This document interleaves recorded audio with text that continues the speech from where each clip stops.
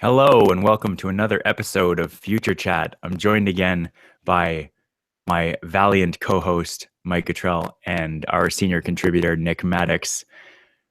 We are back for a second week in a row, which is kind of strange. I think there might be something wrong with the time space-time continuum. Nick, you did we talk last week about how you now are no longer week to week figuring out when your next shift is? Was I on last week? Yes. I guess you were. I think Really? this is like Groundhog Day, Yeah. where we're just repeating the week again. Yeah, well, I mean, I was never scheduled. Well, no, there was only the one time that I was scheduled for this time slot. But no, I have a real not quite 9 to 5. It's second shift, so it's 2:30 to 11 every day, but I have a real job. Right. A shift I'm a job. big boy. Yeah. Wait, See- is a shift job bad like the other one, or is this a shift job? I don't know if you're familiar with the parlance, but like first shift is usually 7 to 3 about, Right. and 3 to 11 is second shift. Okay. Wait. That makes No. sense. Yeah. Yeah, 3 to 11, and then 11 to 7 is third shift. Third shift is awful. Do you have a rotating thing, or are you always going to be second shift? No, I'm always second shift. Oh, that's good. It's even like if you're on first shift, you have to work like every other Saturday or something like that. Oh, okay. But I don't have to because I'm on second shift. Nice. So, Nick, you're doing like a science job. I am. I do chemistry all day, every day. Well, That's- You make it sound less fun than I imagine it to be. it's I don't think either of you have worked this kind of job before, No. but it's a lot of, I mean, reaching back to humans need not apply. It's obvious that the job would become heavily automated. Yeah. And so what you do as a chemist becomes progressively less and less important, and you're just really trying to make sure the instruments are working. Okay. Granted, Not that that's like, any less, but yeah. no, but I mean, like, the quality control aspect is still there, and you need to understand what's going on to understand why the quality control needs to be the way it is. But Right. it's still just, I'm pretty sure that I could bring in Mike, and within a couple days, he'd be doing the job as well as I do. I'll take that as a compliment. I It mean, sounds like you shouldn't. you don't have a 4-year degree in chemistry, but I'm pretty sure I could get you doing the job as well as it needs to be done. Right. Needs to Huh. be done or should be done? Both. That's a good question. Like, one of the things, because I really like where I'm working at Fluid Life, incidentally, and they take quality control very seriously, which is really, really good. So, like, the minimum standard is what needs to and should be done, Mm. basically. In your Actually, specific case, not necessarily in every case. yeah, but they also, like, they even go to the point where, like, if they see an instrument is starting to skew one way, they'll start monitoring it and swapping things out as necessary. Right. And that's what should be done. Well, you'd go through regular calibration anyway, wouldn't you? Like scheduled So checks and maintenance. do you want to have a segment of the show where we talk about ISO 17025? I do. I wouldn't mind that. Okay. So, because I've worked now in 2 labs that are ISO certified that way.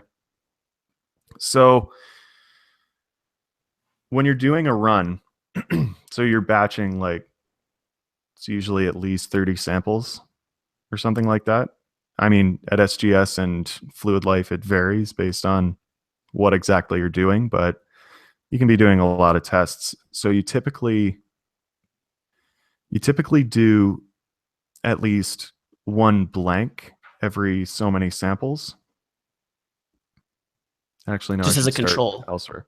Yeah, you have, for every test, you'll have a quality control check and a blank and a duplicate. Mm. So, I mean, first thing in the morning, you run all the necessary quality control checks just to make sure the instrument is still working. But you can still do quality control checks and blanks and duplicates with every run just to make sure that it's being done properly. So, and this was the same at SGS. You start every run with a blank. So something that should read, I mean, there's nothing in it, so it should read 0. Depending on the analysis you're doing, it doesn't have to read 0 in all cases at the beginning of the run. Like, it has to be within a certain Tolerance. amount. Yeah. Because, Yep. it's not going to be perfect every single No, time, exactly. but it should be reasonably close to 0. And then you'll do a blank every 10, 15 samples or so, depending on what exactly you're doing. But you'll do that, and typically you'll do a quality control check at the beginning and end of the run. So that'll be some sort of sample which will regularly give you a specific result within a specific range.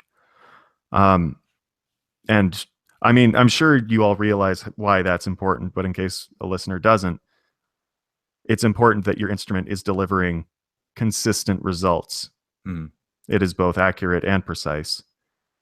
And then at the end of the run, you'll also do duplicates. So you're running the same sample twice, and you should get the same result within a certain tolerance, because if you run something twice in a row and you don't get consistent results, something's probably wrong. But what I like about working in an ISO environment like that is, especially with the automated record keeping that happens in the Laboratory Information Management System, or LIMS, you can actually, every single sample you run every day is traceable to like at least a couple quality control checks. And what I also really like is that if a quality control check fails, every single sample that has been run since the last successful quality control check, the data is discarded, and you have to rerun the data, and you have to rerun those samples. So regular control checks are good in that sense. Like saves. Basically, yeah. That's exactly what it's like, actually. But I mean, and I like that, because you go back to the last time you know that it was working, and you go, okay, well, we can't accept anything because it could have gone wrong at any point in that area. And so I know that in some labs they will kind of skirt that and try and work their way around it, but I was really pleased. Saw a quality control check fail at Fluid Life, not because it failed and I was like pleased about it, but the guy training me said, oh, okay, well, that happens. They do go out from time to time, so we just have to rerun all those samples. I was like, we do? I mean, of course we do, but we do? And I don't think anyone had been so happy to see a failure. Right. Yeah. So Nick, I have a couple questions for you. Please. Rob, you sound like you wanted to say something. I'll let you say your thing first. Well, no, I just wanted to say, like, I'm sure they don't get many diehard scientists in there. So hearing someone that's like, ooh, a result that we didn't want, we have to start over. You're actually all for scientific rigorousness. Yeah. I'm all about the rigor. Yeah. So Nick, I have a couple questions related to the specific operations of what you're doing. So what type of testing is this? Like, is it like optical or like I'm just trying to remember. Magnetics, or I'm actually allowed to talk about it. It's fine if you don't. That was my original thought too. I wonder. We do. trying to think what I know I can tell you about. How about you Oh. say it and then Rob will just bleep it out on the broadcast. That's not a Actually, good idea. One test that I think I'm pretty sure I'm allowed to talk about is crackle, because it's actually like it's a really interesting method. Are you familiar with ASTM methods at all? I don't know what that acronym means. American Science Technical. Oh, totally. Yeah, that one. Yeah, that one, ASTM. Those are very, very well defined methods, and like if you deviate from it at all, you have to have a well published reason why you're deviating from anything to do with the ASTM, to the point where, like with some of our tests, ASTM will even say, like it should take about this long to run a sample, and because like we have auto samplers in the lab, we have to publish a reason. This is, oh, we have an auto sampler, so it actually takes less time for us to do this because you don't have a clumsy monkey with a pipette in his hands doing the analysis. Right. Actually, I can say I do a lot of FTIR. I'm not going to say why we do FTIR, but People can infer why. chemists should both be unsurprised and baffled at what that means. What does FTIR mean? Fourier transform infrared spectroscopy. Okay. I figured the FT was Fourier transform. I didn't know what the other ones were. Actually, I kind of guess IR was infrared as well. So I guess I did. No, well, now you know. But the one that we do that doesn't have an ASTM method, it's all based on one paper, is crackle. And it's, you put oil on something hot and watch for water bubbles to come out. Would you say you listen for crackles? You can. There's not always a crackle, but yeah. Apparently, it's from a 1995 paper that was put out, and it's kind of neat because it's more subjective and yeah. So, what are the implications if a test is done but the results are invalid, but it goes through anyway? Is this like a batch of whatever will just be contaminated, or just not react properly? Sorry, in what sense? So again, this is maybe going into the realm of not being allowed to talk about it, but say you let through a sample that is not up to spec as far as the components that it's supposed to be, right? Mm-hmm. What does that mean? Is someone going to die because of that if that gets through? Because you're saying some labs skirt these quality control things, right? I mean, it depends on the analysis being done. Like, usually what'll happen is if something has gone out with improper QCs, like if you're in a good lab, that shouldn't happen because the software literally won't let you report something without, a proper sample having been run. Right. But I mean, it depends on what you're running. Like if it's an environmental sample and somehow it's come in on the good end of things when it shouldn't have, you could have problems there. I know one story from, I think it was friend of the show, Carolyn. They sent a sample away to be analyzed by like mass spec, or basically something they couldn't be bothered doing themselves for whatever reason. It was just going to be faster / easier for them to do it that way. They sent away a sample, and the grad student doing it realized they made a mistake after having sent away the sample. So they had said like, the molecular percentages would be weight rather than mole or something like that, because it's a mistake that's really easy to make. Yeah. So when you send away a lot of samples, you'll have an expected range for each thing to be in, and he or she was obviously going to be off. And they were like, oh, well, they'll figure it out because they're running the analysis. And then it came back in the expected ranges. And they just looked at it and went, so we're never using this service again. I don't think. But like, did they call them on it? I don't know. I don't know the end of that story. Yeah, I heard that story too, but I don't remember if anything happened from it. I don't think you'd have to call the lab out. You'd just be like, yeah, so never using them again because that's how quality works. Mm-hmm. But say if you're the manager of that lab and you don't realize that your people are putting samples through improperly, wouldn't you want to know? Like have someone say, "Hey, we got the sample back from you guys," and Mike, what if it is the manager that's causing the problem? That's an even bigger issue.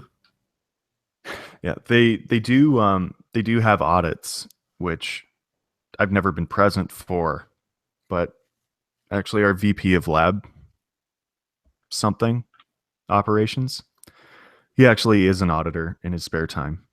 He goes out and does ISO audits for other labs.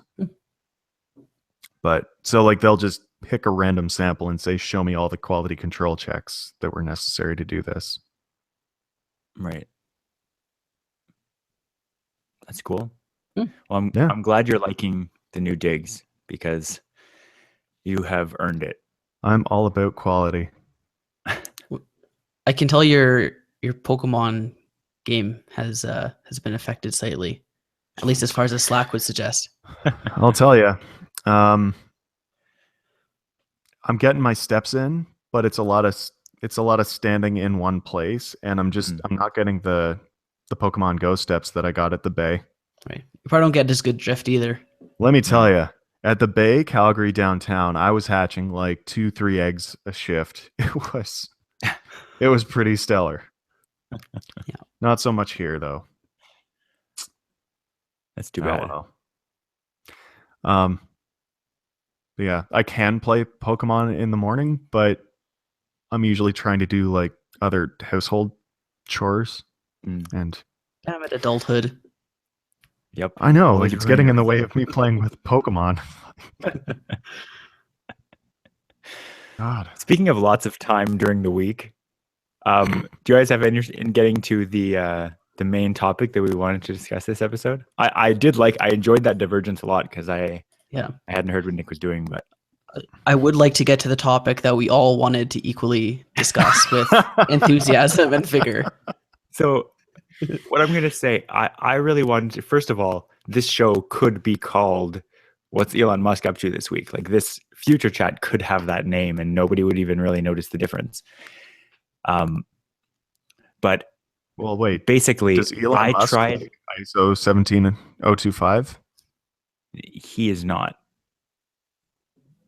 Do we know that he doesn't like it? Because it seems like something he would be into. I'm sure he does like it.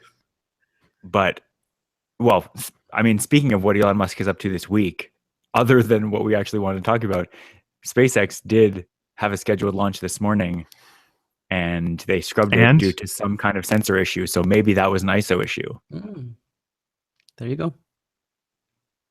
Although I doubt it, but maybe, yeah. Yeah, it's possible, but unlikely.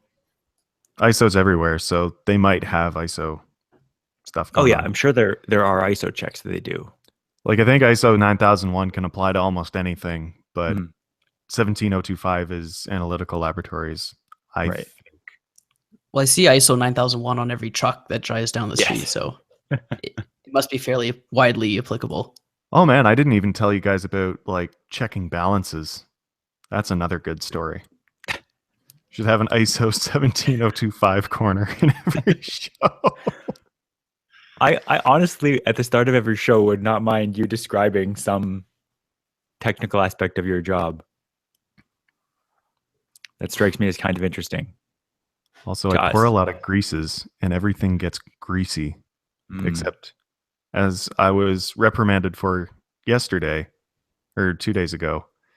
They're not greases because greases are a very specific thing in our testing laboratory. It's oily, not greasy. You're basically a fry cook. That's what you're saying. That's all I'm hearing from this. Nick's basically a fry cook. How did you know?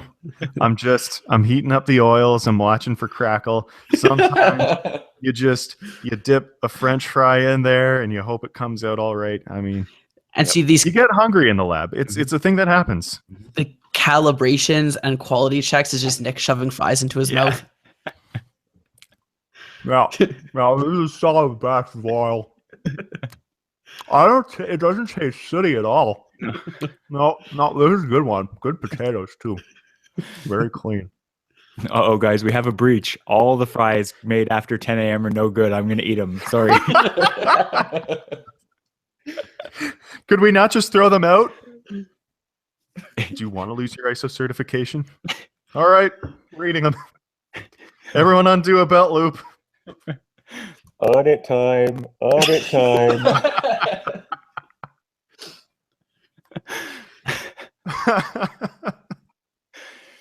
So to give you, the listeners, some background on what happened here, I tried valiantly to assign some homework this week for Mike and Nick about what Elon Musk has been up to, and specifically the new company he started, which is called Neuralink. And so I posted this very, very, very, very long article in our notes and specifically said, hey, you guys, do you want to do an entire show dedicated to this topic? I think it's super interesting. And there's all you'd have to do is read this incredibly long. Like I'm looking at the article right now in Chrome, and on the desktop, the scroll bar is like honestly a centimeter long. Like it's such a long article. Now, in defense of the article, there are a lot of comics in it. There are a lot of pictures, yes. Height. So yes, there are a lot of words. There are a lot of pictures. There's also a lot of background. Like in getting to, we'll get to the topic of what the company actually does, but there's a lot of background on the way the brain works, the way the brain evolved, neuroscience in general, kind of rudimentary brain interfaces, things like cochlear implants, which I was fascinated to learn more about all these things. But this all kind of gets back to something like a bit of background before we start talking about the article itself, is the site that it's on, which is called Wait But Why. And it's this guy named Tim Urban, who has been writing on the internet for a really long time and writes really thoughtful pieces. I'm subscribed to him. He's one of the RSS feeds that I actually keep up with. And he was asked a while ago by Elon Musk to do a piece on, I believe the first one he did was on Tesla. So he went and visited the factory, talked with Elon, did a huge interview, did a really long piece on Tesla. So Elon apparently really likes this guy because he asked him to do this, gave him all this access. And then he did the same thing for SpaceX. He did the same thing with artificial intelligence. I'm not sure if it was specifically, he was asked to do it by Elon Musk or kind of talked with him about it before doing it, but he did involve Elon. Elon was involved in the discussion and creation of the piece. And now, basically, the very first panel, comic panel of this piece starts off with Tim Urban, the guy from Wait But Why, getting a phone call from Elon Musk. So Elon Musk just calls up this writer and says, hey, we've worked together before in the past. I'm starting a new company and I want you to learn about it and then write about it. I feel like it wasn't actually Elon that called him. No, honestly, I actually believe that. Elon seems like the kind of guy that would do, like, he's the unorthodox kind of, I don't want to say imbalanced, like unbalanced mentally CEO, but he's not a particularly great speaker. He doesn't really have charisma as a speaker, but he's obviously brilliant and like really good at learning and picks things up quickly and does things kind of off the beaten path. And so I definitely believe he actually picked up the phone and just started that conversation. I don't know. I can't remember if I've actually done this or not, but it's usually like the secretary calls you up and says, like an hold for executive blah, assistant. blah. Yeah. Mm-hmm. Okay, so maybe it's not Perhaps Elon we're Musk getting lost in the weeds. Maybe it's not Elon Musk dialing the phone, because I'm sure he doesn't actually dial phones at all anymore. But what I mean is, Elon said even if there was like, what are you implying, Rob? Rob? Made the call and then patched him through just to make sure that he was available and all that. Are you implying he already has Neuralink?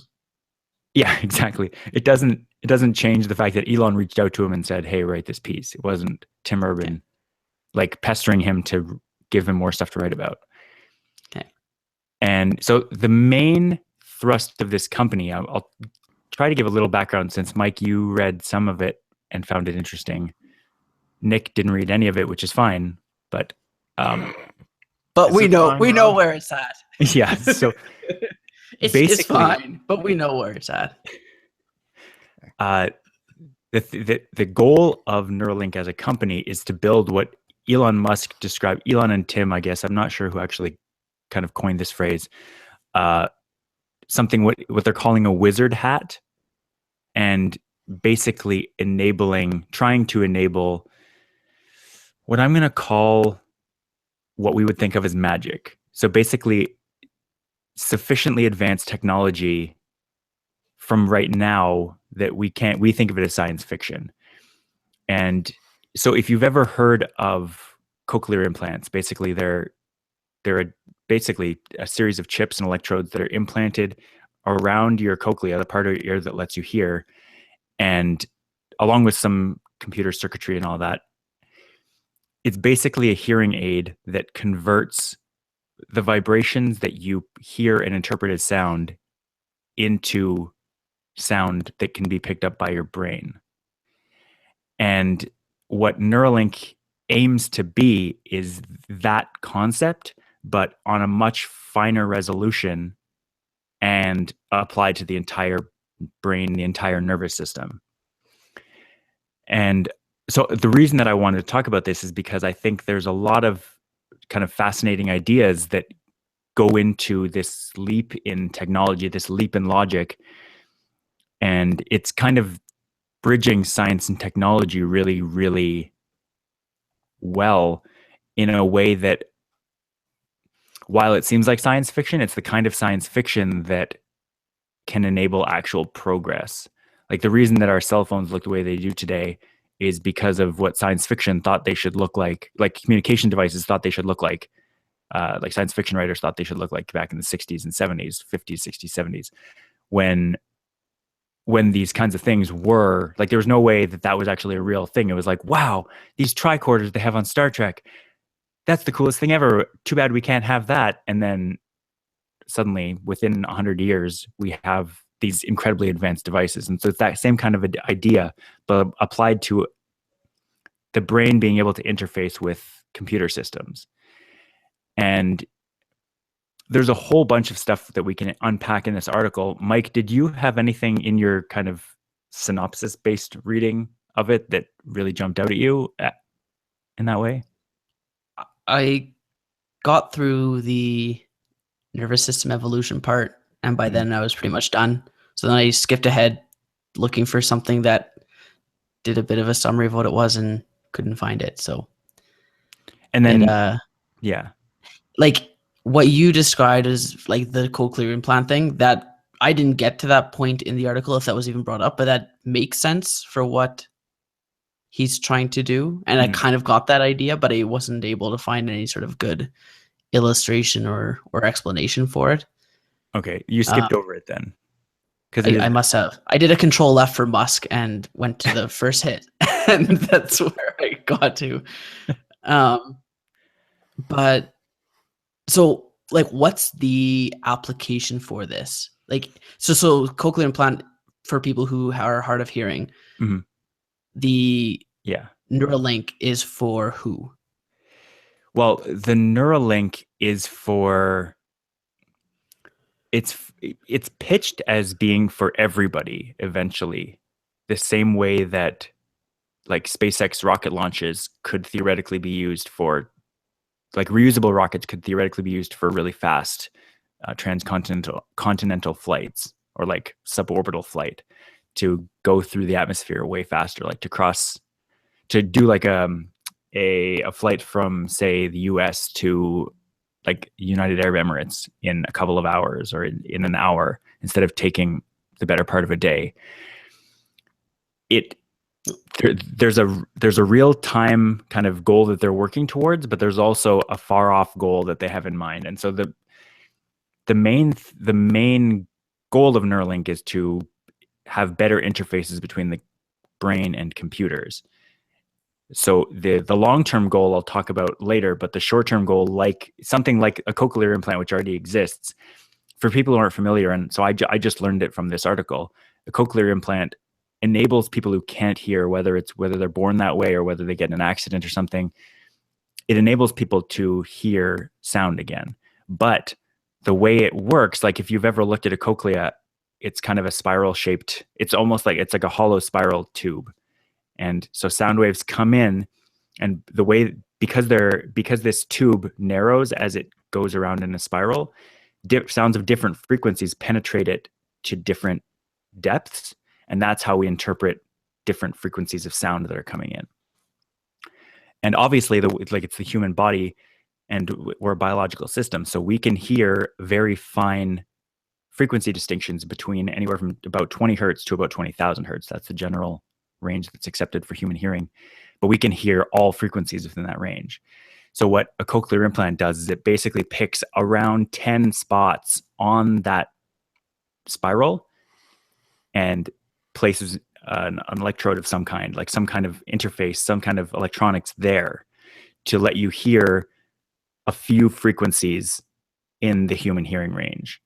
And so when you hear, you're not going to hear HD crystal clear speech. You're going to hear almost, it's kind of a robotic type voice because you're only hearing specific frequencies. You're not hearing the actual sound in all its fidelity. But it's obviously orders of magnitude better than not being able to hear at all. And so the first goal is basically to miniaturize and make a lot easier to manufacture the technologies that would enable basically a high def cochlear implant. So putting sensors, putting thousands or tens of thousands of sensors on the cochlea to let you hear the full fidelity of what a human should be expected to hear. And so the same thing with like a retinal implant. Right now, it actually is relatively good, but obviously our eye has like millions, I don't actually know the number, but it seems like it should be millions of like rods and cones, parts of the eye that let you see in the humongous resolution that you do see. If you get a retinal implant, it's much less high resolution and there's many fewer colors that you're able to see. And the goal of that technology would be to, again, make it vivid color, like make it lots of different colors, and to give you just as good vision as if you had normally functioning eyes. And then so that would be the near-term goal in the next, say, 10 or 20 years, would be to make those kind of medical replacement devices more high resolution and more like the actual experience. And then taking it one step, or I guess many steps further down the road, eventually having that, but applied, like mapping a 1-to-1 or as close to 1-to-1 as possible between the brain's neurons and a computer, so that you can actually map the entire human brain and interface with the entire human brain in the same way that those implants would, which would enable you to do a whole bunch of really crazy things. And it opens up a whole lot of bandwidth between a brain and a computer in a way that's not possible right now. Right now, the fastest thing we can do, unless you're a very fast typist, is probably speaking to a computer by voice. But the bandwidth of that is extremely low. And so the basic goal of Neuralink is to enable, literally not in a science fiction way, but enable selective telepathy, basically being able to communicate with a network, with a computer network, without having to speak, like basically just by having to think about it, being able to control the Internet of Things with like the human brain and no physical manipulation. Right. So it's allowing an interfacing with a computer by translating back and forth in ways that the brain and the computer can understand. Yes. The same way they've tried to map the brain response with, like, is it MRIs? fMRIs are usually used, yeah. Yeah.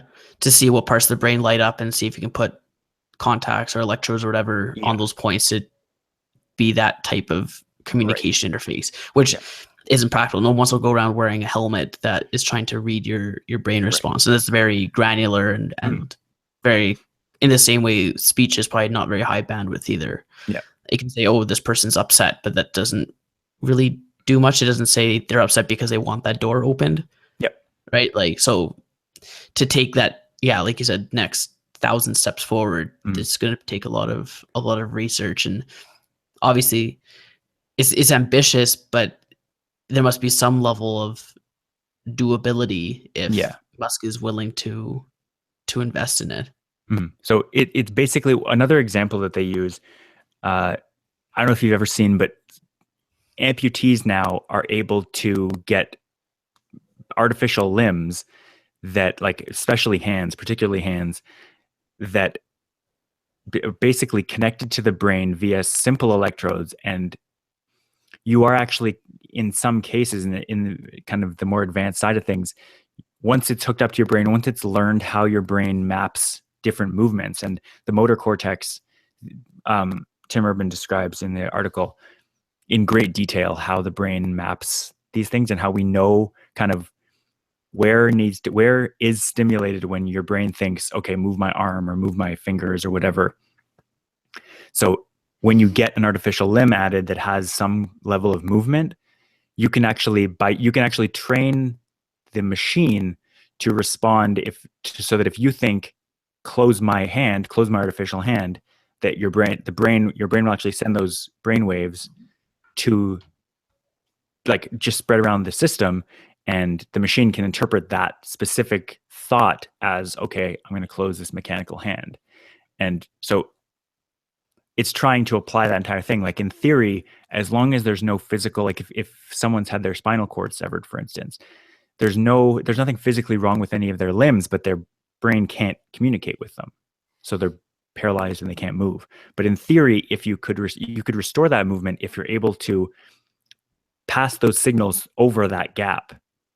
And that's what they're kind of looking to do, either on a small scale in the case of one lost limb, or of an entire body in the case of kind of more almost like exoskeleton kind of things that they're working on now.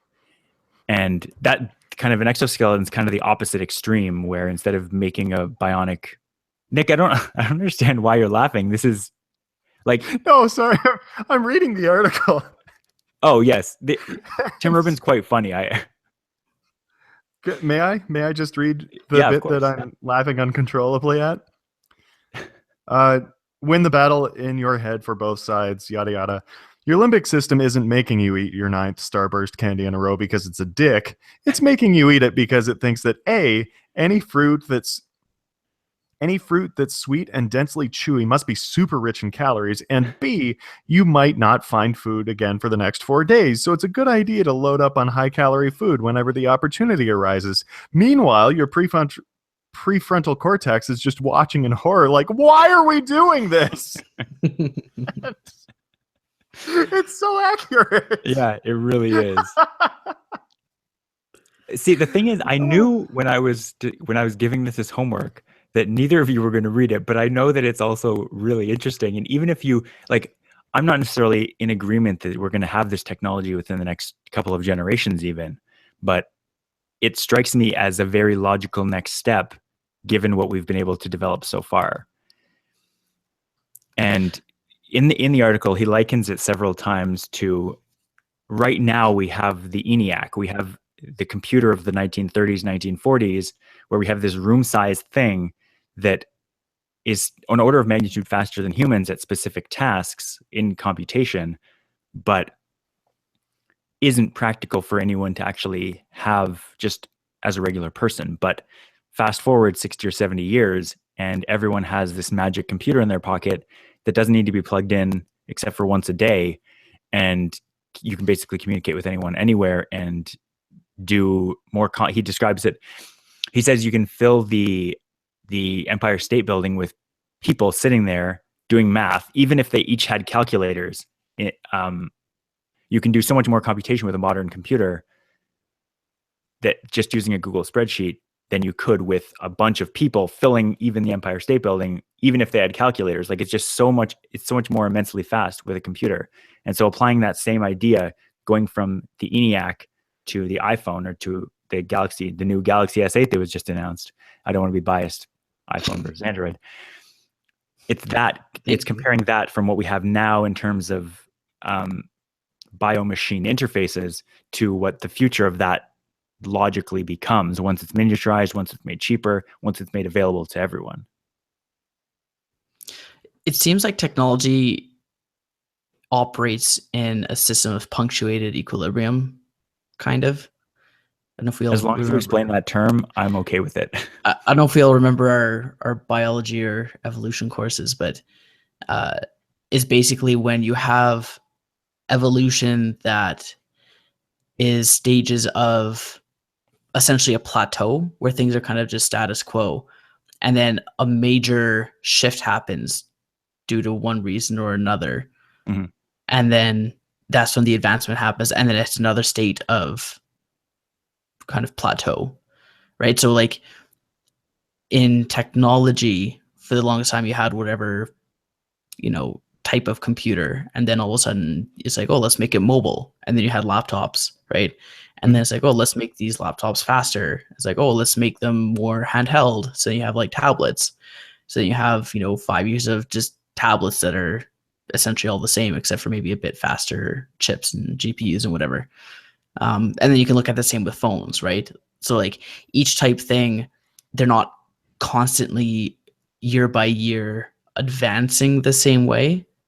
There's kind of these leaps forward where it's usually one company that decides to invest and make it better, and then everyone else kind of does the same following it, and then they're all kind of back there. So it seems like this is an effort to do the same thing. Like I don't know, I don't know what medical science technology is like, but I think if there's something anywhere close to being like this, we would have heard about it. And I think what you're saying about prosthetics is probably the most accurate kind of manifestation of that concept. But I think even that is more reliant upon that one-to-one mapping like we were talking about. And then I think even then it's not even reading directly from the brain. Like my understanding of how those work is you hook up, I guess, electrodes or sensors or however you want to call them, up to the muscles in your, furthest reaching appendage. So like at your elbow where your arm would be, where the rest of your arm would come from. And then it detects the muscle contractions and relaxations that are associated with the action of opening and closing a hand. So it's not saying, oh, the brain is telling me to open my hand. It's just saying these muscles are reacting in a way as if there were a hand there. And that's what I should do with this prosthetic. Yep. Right. So I think even that's further away from what Elon is trying to do, or just the general case of like a electronic reading the brain and interpreting that information, because it's still relying upon the physical triggers to enact whatever it is supposed to do. Right. So there's a lot in this piece about kind of the way the brain is structured. And one of the things like that we don't really think about, especially just because we're not involved in biology, is that when you contract your hand, when you go from having your hand open to having your hand closed, you are triggering muscles. Like it's neurons that are being triggered that are sending the signal down to other neurons in your arm muscles that then contract to cause your hand to close. So most of the systems like you're describing, like if you get your hand amputated at the elbow and they put what's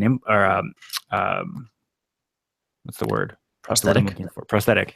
They put a prosthetic forearm and hand on your body. It's the muscles around there that would fire that are generally triggered, but that's kind of the end of the neurons. Whereas what they're talking about doing and what is kind of rudimentarily done is thinking about moving up the neuron chain basically into your brain, into the motor cortex, in order to kind of bypass any musculature that's involved. And there are very, very simple interfaces that actually do let you can basically train a computer that whenever, if you install the electrodes properly, basically on your brain at this point, where if you think up 1,000 times or 10,000 times, if you think up, you can eventually train the computer to interpret the thought of up in a brain to an actual digital thing, being a switch being flipped. And you can train it in very simple, kind of vague, generic ways to, like, on a very surface level, interpret like cardinal directions, for instance. So you can say up, left, down, or right, but you can't say like, oh, move this mouse cursor to this spot. You could just say move this cursor left. Right. Or yes and no is another good example exactly. of that Yeah. kind of thing. And I think that would be fairly applicable to interface with the computer because a lot of it is binary choices like yes or no, or like you said, up or down, left and right. Yeah. And so Yeah, it you does can't strike say me, like, oh, edit this Photoshop file so that the pixels are all yeah, nice and chop smooth this. or whatever. Yeah, right. Like you can't. I don't see it getting to that point, and I hope I'm wrong, but I think like if it's relying on that one-to-one mapping on brain response to an action, like you're never going to that's not a realistic or practical implementation of that. Mhm. And so one of the main takeaways that I got from this piece is the idea that we are now kind of smack in the middle of an age where we don't, like, for a very, very long time in humanity and society, the only way knowledge was passed was from one person to another through speech and then through writing. And we now have these computers around that enable us to communicate and to solve problems much more quickly and efficiently than we ever could. And so Tim Urban makes the argument that we are already, like, our smartphone is already basically a bionic extension of ourselves. And it's just currently external to the body. And we can, like, the separation anxiety that people feel with when their phones are either they lose the network or they have no battery or whatever, that anxiety that you feel is akin to losing a part of yourself now. And once the brain gets used to having that permanent connection to a network, once you lose that network, it's like being stranded in the middle of a forest. It's like being literally removed from your network. And taking that one step further, basically what he's trying to suggest is that all that Elon Musk is saying is we want to bring that computer interface that is currently outside your body and put it inside your body and hook it up directly to the brain, bypassing clumsy human thumbs and bypassing the huge bandwidth loss that gets lost between your thoughts and what actually comes out of your mouth or comes out of your fingers into a keyboard. Yeah, like, I mean, on a note on a phone being a bionic extension, like, I believe it's been shown that we actually think differently than our predecessors a generation ago. Like, we tend not to remember things so much as we remember how to find things. Yeah. Because, like, just in the internet age, if you can find something, it's not really worth remembering unless you're using it umpteen times a day. Yeah. And even then that will come naturally anyway. It's not an intentional learning at that point. Right. Yeah, but I mean, yeah, you'll just start to remember. Like, for a while, I remembered everything about platinum because I was just doing calculations with it every single day. So it just rolled off the top of my head. But I mean, it's even like university exams. Like, I'm sure two of us remember David Bryce in all of At least two. At least. In all of his exams, he said, you know, when I was studying, they made me remember this formula. But honestly, I do this for a living, and anytime I need this formula, I look it up. So why would I make you remember it when you're just going to look it up in the real world? But it's like, you know, it's even more so than that. Yep. And so, I don't know, I'm having skimmed this pretty quickly. I'm really excited about the Neuralink.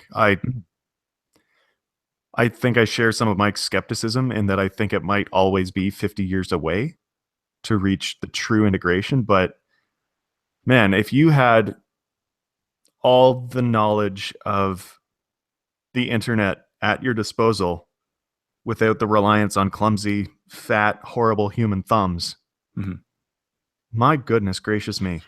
Is that what it's setting out to do, though? I didn't get it. I didn't get that from. Again, I think you skipped that part. Maybe. Okay. And if it talked about that, then that's my fault. Did Mike skip that part, or did I just make a logical leap that wasn't there? No, I think it was there. Depending on what specific leap you're talking about, I heard the argument made that you just made in that. Okay. Like, my interpretation of Rob, what you were saying, and my understanding of the goal of this was not to put a computer in your head, but to allow for you to communicate with computers in a way that we currently can't, in a more effortless way. Well, it's by putting a computer in your head, basically, by mapping your brain neuron by neuron, or as close to that as possible, through like basically. Okay, Nick's illustration just now was being able to do a Google search without doing anything. Yes, Just think of the Google is search, and what the is information proposed. comes streaming into your head, and all of a sudden you are aware of that Yeah. result. That's Is that what? Yeah. And No, I'm even more skeptical now because that sounds ridiculous. Right. So, but the concept when computers were first invented and you'd have a transistor that was the size of, I don't know, a lunch pail, that was it was impossible to think that this would ever become a thing. But then as the technology shrunk down, it became more and more possible. And so we're at the point right now where the kind of the cutting edge of brain machine interfaces is like a postage stamp sized 100 electrode little chip. We can't really envision what it would be like if you could have these tiny, like literally nanoscale electrodes that connect to your brain. But now we're talking like Matrix level crap. Yes, where exactly. You like plug in and learn kung fu. Like that's. You don't even have to plug in. It's all wireless. Well, no, I know. Bluetooth 4.0. It's 6.0 by that point. No, but like I don't know. So that I agree that it seems not only far off, but very difficult to envision. But I think this piece, if you read it cover to cover, it presents a very good case for the fact that it's possible and that we're just on the kind of first few steps towards it. And it's true that we may never get there, but I don't think that means it isn't worth trying because we've had so much success with miniaturizing technology, with advancing technology based on a better understanding of the way the brain works. Can you imagine like the ethical implications of having a computer in your brain? Can you name one? Just having uninhibited access to information at any point, assuming that that's how it's working. How is that different from Twitter? Because you can take away people's devices and ability to access the internet. But if it's built into them, so then that's opening up a whole. You're saying if someone commits cybercrime, they should be removed from the network temporarily or permanently. What do you talk about cybercrime? That would be like jail equivalent. Just cut off from the network, and they'd be like "Oh my god, I'm so stupid." They changed the Wi-Fi password. So, I'm confused as to what ethical conundrum that you're referring to. Then, I don't know. I just feel that if someone's around and maybe it's just like a psychological uneasiness, where at any point, because right now, like you have phones that give cues that people are doing something on their phone, right? Like looking something up or reading or whatever. But if you're just talking to someone, you don't know if they're, I guess it's most similar to like the Google Glass thing, right? That people's reaction to people having Google Glass, like, what are you doing? Like, you have Google Glass, like, are you videoing me right now? Are you like reading Twitter? Are you taking a picture of me and sending it to your friends? Like, obviously Google Glass doesn't have the capability because it's all voice activated still, or at least you have to go and move your eyes around, or I don't even know how you interface with it really, but there's a few different ways. Yeah. So, but with this, you're taking to a whole nother level again, depending on if there is even like a UI or if it's just a part of you. Yeah. I don't know. So basically, it sounds like what you're trying to say is you're not saying there are privacy concerns. No, it's not privacy. I understand that it might take a while for people to get used to it, but I don't see any major hurdle that would need to be cleared in order for development to happen slowly over time. Like we're not going to suddenly wake up and have this in your brain. It might be that 5 or 6 generations from now, the first person gets this implanted in them. But it's not going to be, we're not going to wake up next week and Apple is saying, we're now introducing the iBrain. Wake up tomorrow and you will like opt in, hit accept, and you'll have this in your brain. Like it's not going to be like that. It's going to be very slow. It would be like encountering alien life. It's going to happen gradually. Right. It's not going to be a big surprise the next day that something is going to happen. Like the leap in technology will happen. And then at some point later, the first person will get it in their brain. And then at some point later, 5% or whatever, 10% of people will have it. And then in theory, if everything works out, everyone will have it. Right. Man, like, go ahead. So I was going to say, like, maybe it will start with something like the prosthetics case where it's like, oh, that's already normal for us. Even though, again, like 2 generations ago, have been like, what? Yeah. So, right. So it's like, okay. And then you just evolve from there into more and more applications until it's a consumer level product where it's being used in certain specific cases. And yeah, you just get used to it. And so by the time you have it and you're just cruising the internet from your brain, it's not that big of a deal. Mm-hmm. I feel like with widespread adoption, like we will truly be able to reach the full potential of humanity. Like I just keep thinking about like, well, what would this be like? And it was like, well, clearly everyone would have the same access to the same information, which is at that point almost limitless. And the problem will just be solved optimally. I feel like. Can you imagine how politics will be?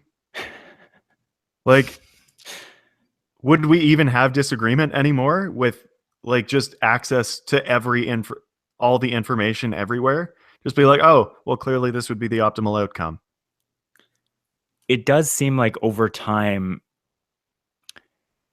obviously there actually is discussion in this piece about how, in theory, if you have an interface between a computer and your memory, that it almost seems like false memories could be implanted and like propaganda could be kind of downloaded to your system without you realizing it. And suddenly you have learned that the Holocaust didn't happen, for instance. Like that's the kind of the extreme example. You need like a firewall. Well, yeah, exactly. And it'd be really hard to do on such a massive level. Like you really, really, really, really wouldn't want that to happen, because it's very easy visually first of all, it's really easy for the brain to be tricked in retrospect, to look back on an event, on memories, and falsely remember them. But if you had actual false memories implanted in your brain, it would be really, really difficult to convince yourself that didn't happen. Oh man, guys, I changed my brain firewall and all of a sudden I remember all the hot singles near me. And it's like, I know a spam bot's been in here. Yeah. I don't think like the system isn't going to improve humanity on its own. And there are problems, but there are problems that already exist now. They would just be they're society problems and not system problems. So one of the things that I really wanted to get to is the only thing that I actually wrote down as a result of reading this, other than kind of posting that I wanted to talk about it, is a growing frustration that I've been feeling lately about my own bandwidth in communicating with devices. So I mentioned earlier that I already kind of think of my phone as linked to me. And like you said, I don't have to store information. Like it's basically my short-term memory is the internet. So I don't have to remember any facts if I can go and look them up.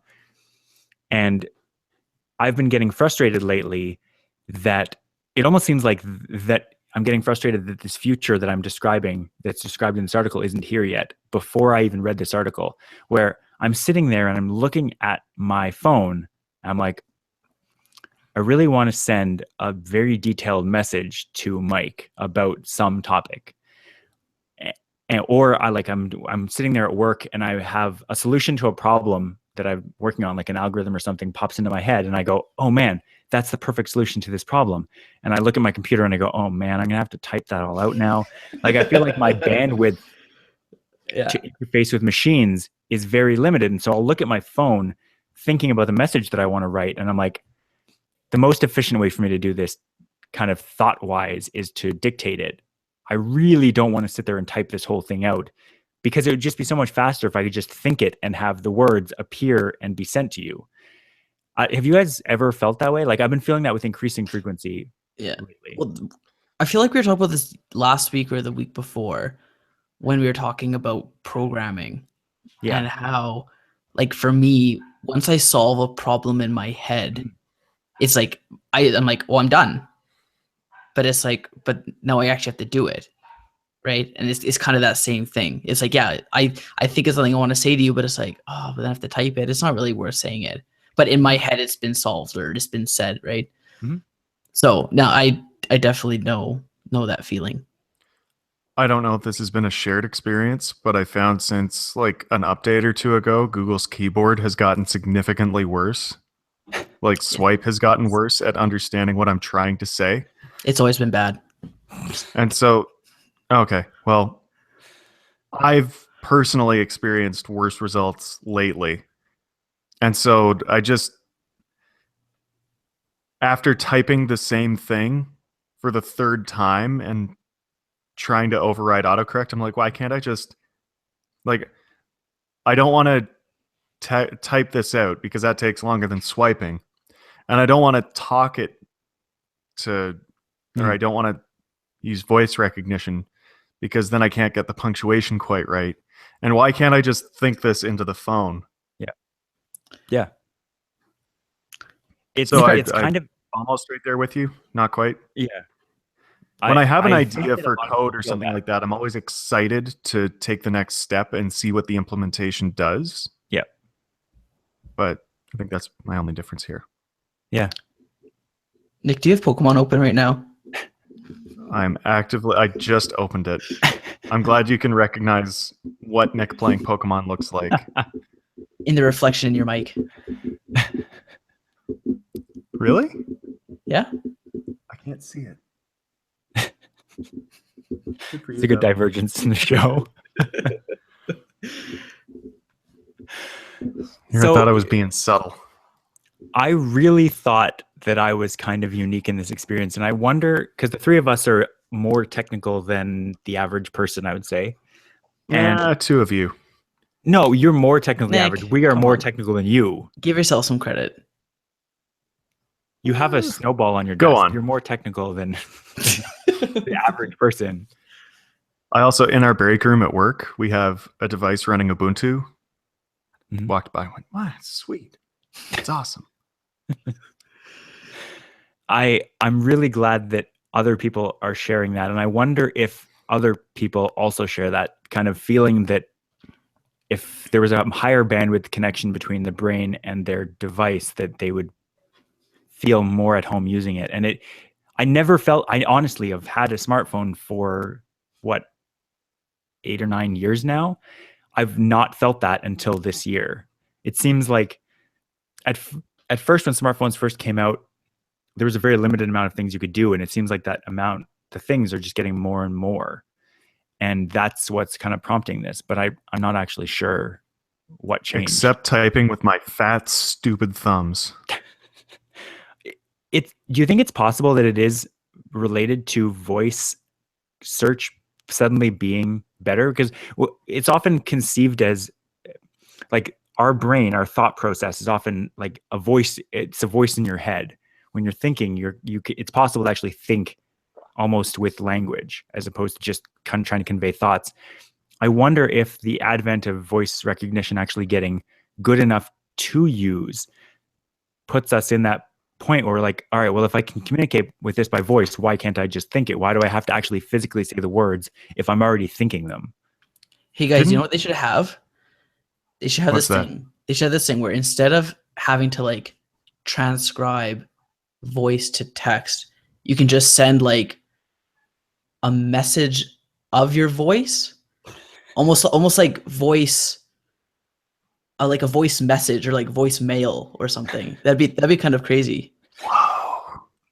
See, the problem that I have with that is that in terms of reading, in terms of receiving information, I would rather get it in text, because having to listen puts you at a disadvantage, but having to type puts you at a disadvantage as well. Like if you're on the sending You're end, on the same level as the geese I hear out there, just honking at each other, like just maliciously honking at each other. do you understand what I mean, Mike? No, I know. I think you want to have your cake and eat it too. No, you wanted to make a voicemail joke, and I appreciate that. But Thank you. It's easier. Like, I agree. It's in terms of speaking, it's easier to speak a message than it is to type it. But in terms of receiving a message, it's much easier to read it than it is to hear it.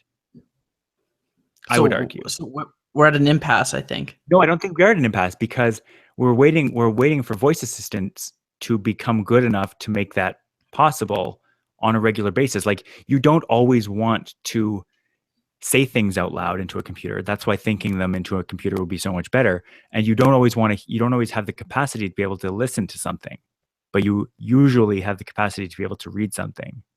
I've actually noticed a problem when I start talking about something I'm really, really excited about on the podcast. Mm. And it just, like, I start to fumble with my words just because I'm so into it. Can you imagine the future of podcasting if it was just the three of us thinking together for like 45 minutes, half an hour, and then someone else just got to, like, for lack of a better word, hear those thoughts? Yeah. Like, nice. I honestly, those three stooges. Mike, I'm sure you didn't get to the part where he describes a conversation if everyone had a Neuralink installed in their brain.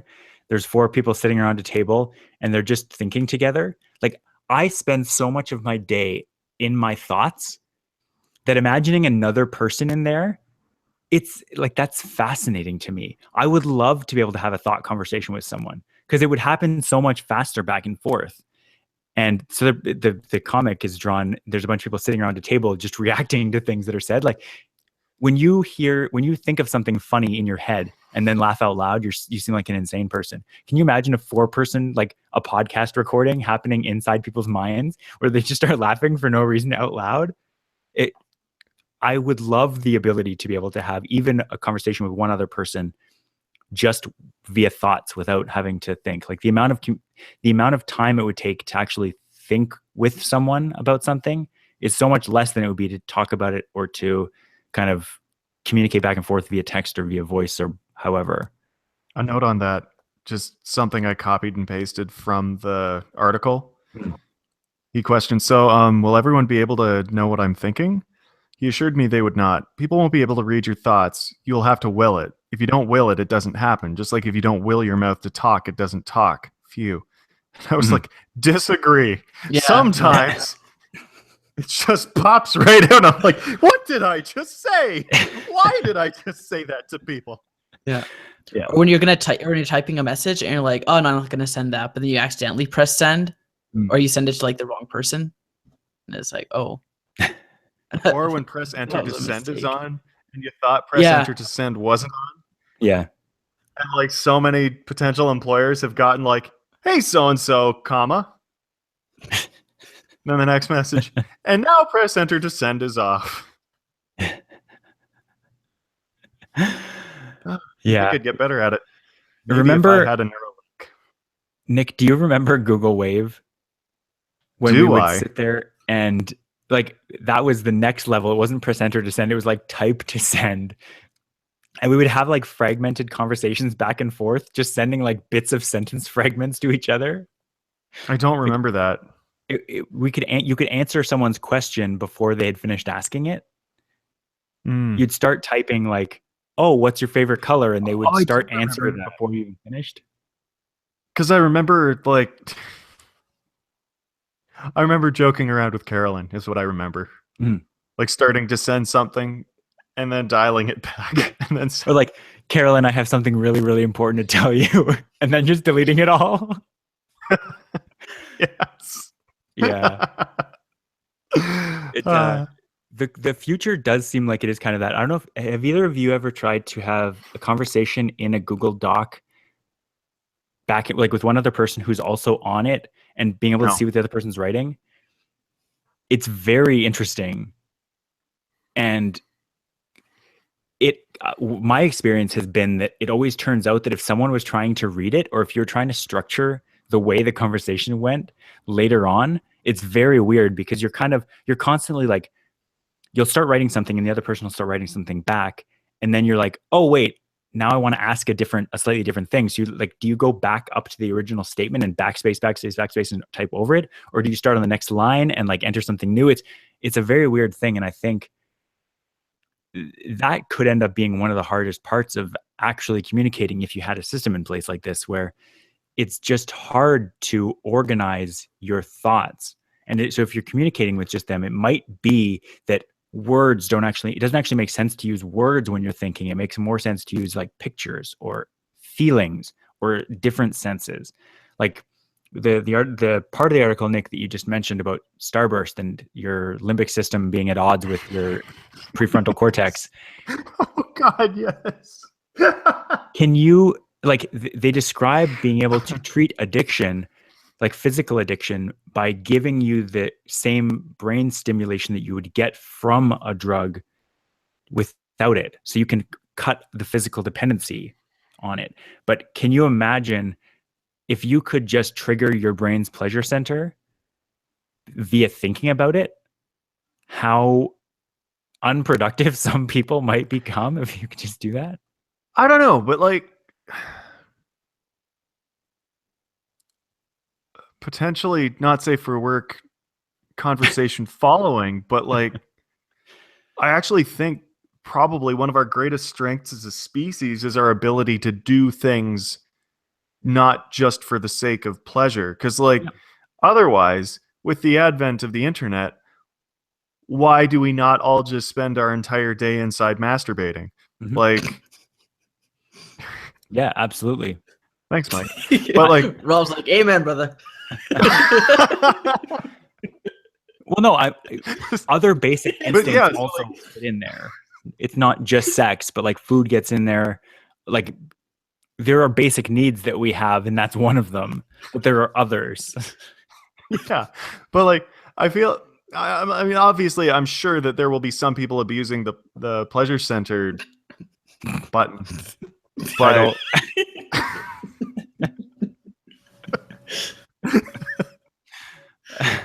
wasn't there like an experiment done on monkeys where they had a button that triggered mice the pleasure center? And was it mice? Oh, okay, yeah, they did that till they starved to death, didn't they? Yeah, they just like they loved that button. Oh boy. I think it was specifically an orgasm button. Yeah. Yeah. If not, it was like a dopamine hit button. Yeah. Yeah. It's a weird world out there. It sure is. But there are honestly people outside. Yes, there are.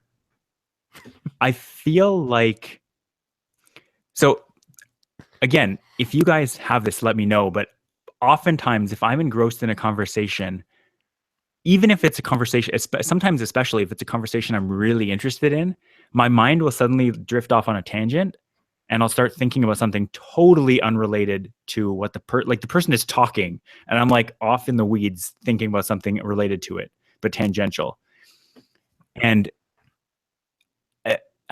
I would love it if we could be involved in that. Like if we could gladly hop off into this tangential meadow together in thought, as opposed to me having to like 30 seconds later pull myself back into the conversation and try to figure out from context what I missed. Just, oh God, the conversation's moved on. Yeah. And you're like, oh, I want to bring something up, but we're now way past it, and it would be wholly inappropriate for me to bring it up now. And I'm in those weeds right now because I want to start typing something, but I also want to talk to you about something. It's very difficult because we only have a couple minutes left in the show anyways. What are you going to do? No, it's almost like if you're communicating on the speed of thought, it's almost like communication just breaks down because you almost need that buffer of speaking or typing or organizing your thoughts into something to deliver coherently. Right. But it does seem like you wouldn't, like, obviously it would come very in handy for brainstorming if you could have a group thought conversation. But in general, God. People have a lot of terrible thoughts. Well, I'm yeah, among exactly. them. Yeah, you wouldn't have to necessarily share all of those thoughts, but it seems like if you were having a thought conversation, it would be different than having a thought brainstorm. A thought conversation would be like responding to someone directly with thoughts, as opposed to just throwing out everything you're thinking into the ether of that conversation. They strike me as two different things, and you would be able to compile your thoughts in the same way you are now. You'd be able to kind of shut yourself off from the internet for the most part, maybe pulling facts or pulling information. But for the most part, you're just thinking to yourself and then come to someone with those thoughts that you've been collecting, but then communicate them to someone else very quickly, as opposed to having to type it out or talk it out over a couple of hours. Podcasting would be dead as a medium if everyone could just have thought conversations. Hey, you could listen to the three of us and someone would like chuckle for 30 seconds and that would be like the entirety of the podcast. Yeah. Like, I learned something. I laughed a little bit. It was a good 15 seconds of thought interface I just had there. Yeah. Oh, you can make your show any length you want. 15 seconds, that's enough. Well, like, if we could cut down on all the talking we're doing and just exchange all the thoughts instantly, I feel like you could pare it down to about 30 seconds. You might lose my comedic timing, but you could also lose this dead air, and then it would cut way down. Rob's audio editing already takes care of that. It really does. Are you going to cut edit, that silence is going to be nothing. Oh, man.